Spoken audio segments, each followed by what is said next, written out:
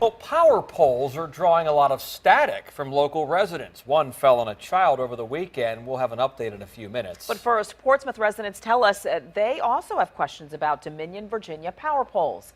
They tell us there are double poles all over the city.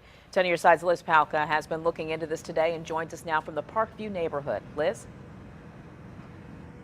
Nicole, this is just an example of what residents are talking about. We have two poles on one corner, an old one and a new one. This old one right here doesn't have anything attached to it, doesn't have any cables, and it has been like this for a few years now. Why not take the old one out that looks like a bent tree over there, about to fall down? No sense leaving it there. Whitney Schieser is talking about these two utility poles on Webster Avenue in the Parkview neighborhood. A new pole replaced the leaning pole a few years ago.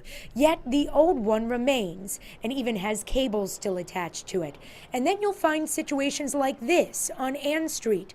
A new pole and an old pole again, except the old one is just there. They put in a new one and for some reason leave the old one or just stick two in. Can't figure that one out because only one of them is doing anything.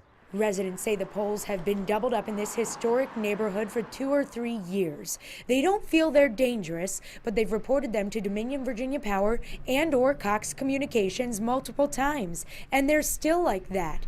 The Civic League president tells us he has found Dominion is in charge of the poles. People coming into town think, gee, Portsmouth leaves damaged poles in place.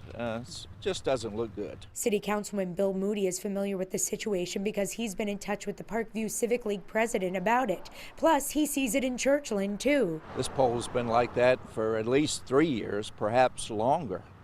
And I feel it's not only unsightly, I think it's a safety hazard. Moody says he's reported these utility poles on Twin Pines Road several times. He's also passed along this list to the city representative who works with Dominion Virginia Power. The list is 30 locations where Parkview has 2 utility poles in the neighborhood. That city rep says Dominion has one person who must coordinate between Verizon and Cox to get cables moved or remove the pole. Let's at least start addressing some of those situations. And there's a lot of communication and coordination that needs to happen between Dominion and the other utility companies. A Dominion spokeswoman says they do initially own these poles. When they put a new one up and move their lines, then they notify the telephone or cable companies to do the same. Those other companies have 120 days to do that. Once that time frame is up, then the cable companies take ownership of the poles, and Dominion says it is their responsibility to remove it. So part of this dilemma and figuring out how to have only one pole on this corner is figuring out who's responsible for it and who owns it. Live in Portsmouth, I'm Liz Palka, 10 on your side.